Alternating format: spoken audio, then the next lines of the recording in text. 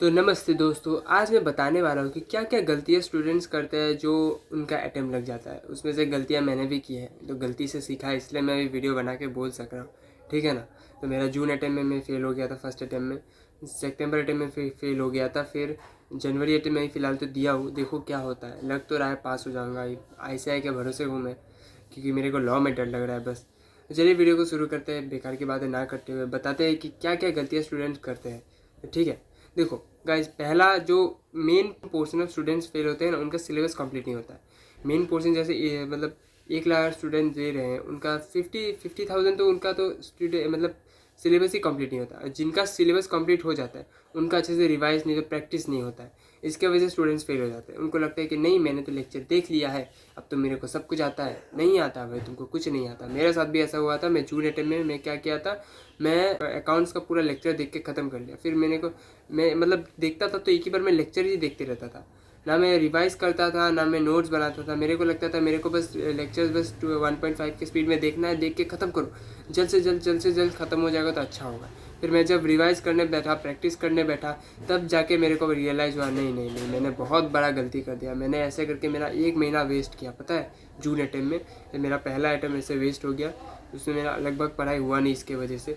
Second attempt में बस 2 महीने का गैप था मेरा, उसके वजह से मतलब 2 महीने का गैप था, उसमें मेरे को लेक्चर देखना था, फिर रिवाइज करना था। उसी चक्कर में मेरा क्या क्या मतलब बहुत मतलब अलग अलग मेरे प्रॉब्लम आ गए, इसलिए मेरा सितंबर अटेम्प्ट भी नहीं हो पाया। तो मैं अभी जनवरी अटेम्प्ट दिया हूँ, देखो क्या होता है अभी। तो यार देखो, अकाउंट्स में लोग फेल क्यों होते हैं, ठीक है। अकाउंट्स में लोग फेल होते हैं क्योंकि पहला तो उनका सिलेबस कंप्लीट नहीं होता, या तो उन लोग को सिलेबस लेक्चर एक बार देख लिया तो उन लोग को लगता है कि हो गया। नहीं यार, अकाउंट्स आपको क्या करना है मैं बताता हूँ, सुनो। आपको जितने भी प्रैक्टिकल क्वेश्चंस है ना, सारा आपको करना है, सारा आपको लिख लिख के प्रैक्टिस करना है। 1-2 बार करोगे तो नहीं होगा भाई, आपको सारा क्वेश्चन प्रैक्टिस करना है, जितना इलास्ट्रेशन है सारा करना है। उसके बाद आप 1-2 बार अगर अच्छे से आप कर लिए ना, फिर आपको समझ में आ रहा है कि नहीं ये वाला क्वेश्चन ईजी है, इसको छोड़ दो, इसे बाद में मत करो। फिर जो आपको हार्ड लग रहा है, एक बार में आपसे नहीं बन रहा है, उसे आप क्या बोलते हैं, स्टार मार्क कर लो। एक सीट लो, एक A4 साइज पेपर लो, एक कागज़ लो, उसमें लिख लो, हाँ इसका illustration chapter number 5, illustration number 4 मुझे नहीं समझ में आया, मुझे बाद में फिर से प्रैक्टिस करना है। ये मेरा हार्ड कैटेगरी में। बाकी जो आपको एक बार बन चुका है वो तो आपके लिए इजी बन गया ना। अगर आपको हार्ड बन रहा है तो आपसे इजी भी बन ही जाएगा। ऐसे करके आप कर सकते हो, ये आपको बहुत हेल्प होगा एग्जाम के टाइम में, ठीक है। और एक चीज़, आपको PYQ करना ही करना है। PYQ और MTP ये आपको बहुत इंपॉर्टेंट है करना है, क्योंकि देखो लोगों का क्या होता है, उन लोग को यार उन लोग का अच्छे से मतलब जब वो क्वेश्चंस पढ़ने जाते हैं ना, तो उनको लगता है कि नहीं ये तो बहुत हार्ड क्वेश्चन है, बहुत बड़ा क्वेश्चन है, बहुत हार्ड होगा, नहीं बन सकेगा ये मेरे से। उन लोगों का कॉन्फिडेंस पूरा गिर जाता है। इसलिए यार MTP प्रैक्टिस करो, उसमें मतलब MTP पूरा प्रैक्टिस मत करो। जैसे अगर आप फाइनल अकाउंट कर रहे हो तो फाइनल अकाउंट का जितना क्वेश्चन है MTP में उनको करो, फिर उन पर भी टिक कर लो कि हाँ ये क्वेश्चन बहुत ईजी है, इसको छोड़ दो। ये क्वेश्चन बहुत हार्ड है, मतलब थोड़ा समझ में कॉम्प्लिकेशन है इसमें, इसे स्टार मार्क कर लो, फिर इसे लिख लो, फिर इसे बाद में भी प्रैक्टिस कर सकोगे। जो आपको हार्ड लगेगा उसे ही बार बार प्रैक्टिस करना है, जिससे आपको तब जाके थोड़ा ईजी होगा तब आपके लिए एग्जाम्स, ठीक है। MTP करना है, PYQ करना बहुत इंपॉर्टेंट है। पूरा PYQ मत करो, जो हार्ड लग रहा है उसे करो, ठीक है। लॉ के लिए देखो, लॉ के लिए आपको पूरा जितना, आपको ऐसा नहीं कि हाँ ये इंपॉर्टेंट सेक्शंस है, इसे पढ़ लोगे तो पास हो जाओगे, नहीं भाई। बहुत मतलब दिमाग का दही कर देता है, पता है लॉ का एग्ज़ाम। आप जो पढ़ के जाओगे वो आने वाला नहीं है। जो पढ़ के जाओगे, जो प्रोविज़न अगर आप छोड़ दिया इस पेज में, अगर आप 5 प्रोविज़न लिखा है, उसमें अगर आप 4 पढ़ के गए, एक छोड़ दिया ना, तो वो एक आ जाएगा, पता है। ऐसा होता है। सितंबर अटेम्प्ट में मेरा साथ वैसा ही हुआ। तो आपको एक भी प्रोविज़न आपको छोड़ना नहीं है, जितना भी है। सोगा का है, अगर आप इंडियन कॉन्ट्रैक्ट छोड़ रहे हो तो इंडियन कॉन्ट्रैक्ट छोड़ना मत, बहुत प्रॉब्लम होगा बाद में। सोगा है, कंपनीज है, इनका एक एक प्रोविज़न रट्टा मारो भाई, एक एक प्रोविज़न पढ़ो उसका। जैसे कि ये स्मॉल LLP हो गया, LLP में से उसे मैंने पढ़ा ही नहीं था, मैंने तो फर्स्ट पेज देखा ही नहीं। मेरे को लगा छोटा छोटा डेफिनेशन से क्या ही इसमें से क्वेश्चन आ जाएगा, पता चला उसी में से 2 मार्क का क्वेश्चन बन गया LLP का। मेरे को लगा LLP का बड़ा क्वेश्चन आएगा 6 मार्क्स का, लेकिन इधर दो दो अलग अलग क्वेश्चन में जोड़ दिया था सितंबर अटेम्प्ट में।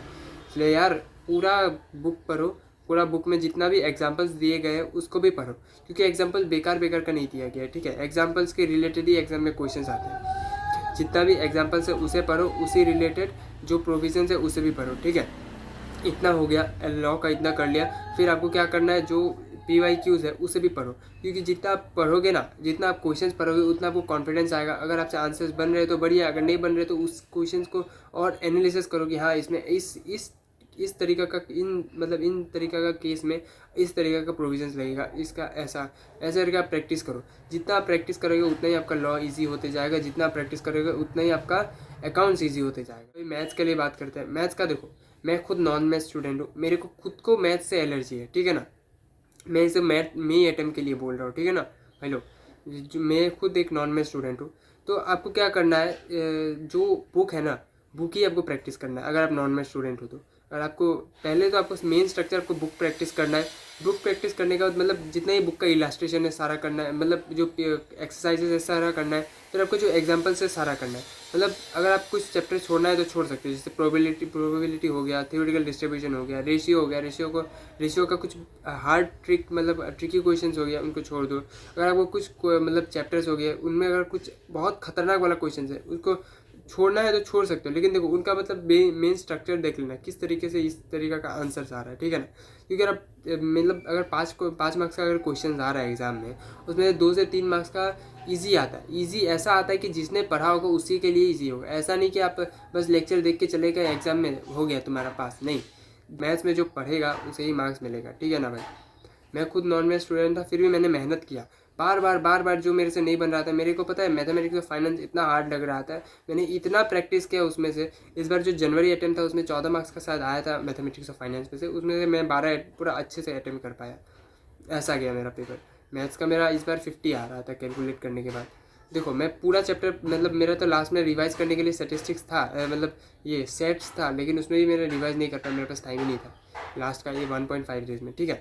तो आपको ज़्यादा से ज़्यादा क्वेश्चन प्रैक्टिस करनी है, और आपको एमटीपी करना है तो कर सकते हो, क्योंकि एमटीपी में क्या होगा, वैरायटी ऑफ क्वेश्चंस मिलेंगे। फिर उसमें भी आपको कॉन्फिडेंस बिल्ड होगा हाँ कि इस तरीके का क्वेश्चंस में ऐसा इस मतलब आपको मतलब जितना ज़्यादा आप क्वेश्चंस करोगे ना मैथ्स और अकाउंट्स में, उतना ज़्यादा आपको कॉन्फिडेंस बिल्ड होगा, ठीक है भाई।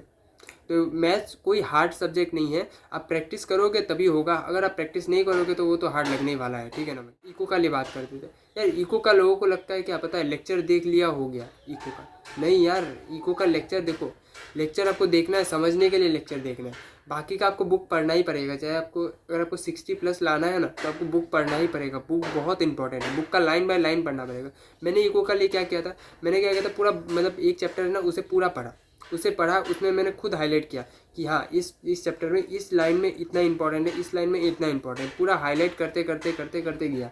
वैसे करके फिर जब एग्ज़ाम का 1.5 डेज बचा था उसमें मैंने पूरा उस जितना मैंने मतलब हाईलाइट किया था पूरा बुक को वापस से रिवाइज़ किया, पूरा बुक को रिवाइज़ किया। सोचो मतलब जल्दी हो गया था, उतना टाइम नहीं लगा था। जैसा पब्लिक में मतलब पब्लिक फाइनेंस हो गया, इंटरनेशनल ट्रेड हो गया, बड़े चैप्टर है ना, इसमें 5 यूनिट भरा पड़ा हुआ है। तो मैंने इनका लिए क्या किया था, जो मैंने हाईलाइट किया ना उसे मैंने लिख लिया था कॉपी में। क्योंकि लिख लेने से क्या होता है, अगर देखो टाइम लगेगा, हर चीज़ में टाइम लगता है। अगर टाइम लगाओगे तभी जाके वो चैप्टर आपके लिए ईजी बन सकेगा, ठीक है ना। टाइम लगाओगे तभी जाके वो ईजी बन सकेगा। आप देखो मैंने क्या किया था, 2 ही चैप्टर का मैंने बस लिखा था कॉपी में, तो लिख लिया था। क्योंकि जल्दी जल्दी लिखा, मतलब 20 पेज में मेरा पूरा चैप्टर खत्म, मैथमेटिक्स मतलब ये पब्लिक फाइनेंस पूरा चैप्टर खत्म मेरा 20 पेज में। और मेरे को बस हार्डली मेरे को 1 घंटा लगता था उस चैप्टर को रिवाइज करने के लिए। और जब मैं उसे लिखा नहीं था, बस बुक से पढ़ रहा था हाईलाइट लाइन सबको, तब मेरे को 3-3 घंटा लग रहा था मतलब पब्लिक फाइनेंस पढ़ने में।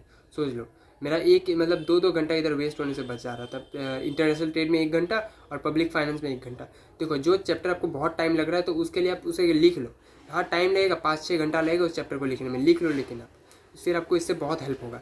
और हाँ मैं बोलता हूँ, अगर आप बुक पढ़ रहे हो ना अच्छे से, तो बुक पढ़ रहे हो तो जो बुक का क्वेश्चन है उसे कर लो, एमटीपी नहीं करने से भी होगा। क्योंकि देखो बुक पढ़ रहे हो ना, एमटीपी में कहाँ से बुक क्वेश्चन आएगा, बुक से ही क्वेश्चन आएगा। तो आप जितने अच्छे से पढ़ सकते हो उसे उतने अच्छे से उसमें से मतलब खुद ही हाईलाइट करके करो। अगर आप दूसरों से देखोगे नहीं इसने क्या हाईलाइट किया उसे मैं हाईलाइट कर लेता हूँ, नहीं वैसे नहीं। आप जब दिमाग लगा के खुद ही सोचोगे ना हाँ ये लाइन इंपॉर्टेंट है, तभी जाके आपसे इकोनॉमिक्स का क्वेश्चंस बनने वाले। क्योंकि मेरे को मैथ्स में थोड़ा दिक्कत है ना, तो मैंने क्या किया था, इंटरनेशनल इनकम और डिमांड एंड सप्लाई का मेरा थोड़ा मैथ्स में थोड़ा गड़बड़ था, इसलिए मेरा वो 2 चैप्टर वीक था। बाकी मेरा सबसे थियोरिटिकल चैप्टर है इसमें इंडियन इकोनॉमी। इतना ही मैंने मतलब जितना 10 मार्क का क्वेश्चन आया था इस बार, 10 का 10 मेरा करेक्ट, 10 का 10 मेरा करेक्ट। मतलब इतना अच्छा लगता था मेरे को थ्योरी, मतलब उसमें थोड़ा हिस्ट्री पार्ट था ना इसीलिए। तो आपको पूरा का पूरा बुक पढ़ना है इको के लिए। देखो मेहनत करोगे तभी जाके मार्क्स मिलेगा, अगर मेहनत करोगे नहीं तो फेल हो जाओगे भाई, ये पक्का है। क्योंकि इसीलिए तो ज़्यादातर स्टूडेंट फेल होते हैं। उनका पहला तो उनका सिलेबस कंप्लीट नहीं होता है, दूसरा उनका अच्छे से रिवाइज नहीं होता। जितना बार आप रिवाइज करोगे उतना बार आपका और परफेक्शन होते जाएगा। इस वीडियो के लिए इतना ही, बस लाइक कर देना अगर वीडियो अच्छा लगा होगा तो। Thank you for watching this video.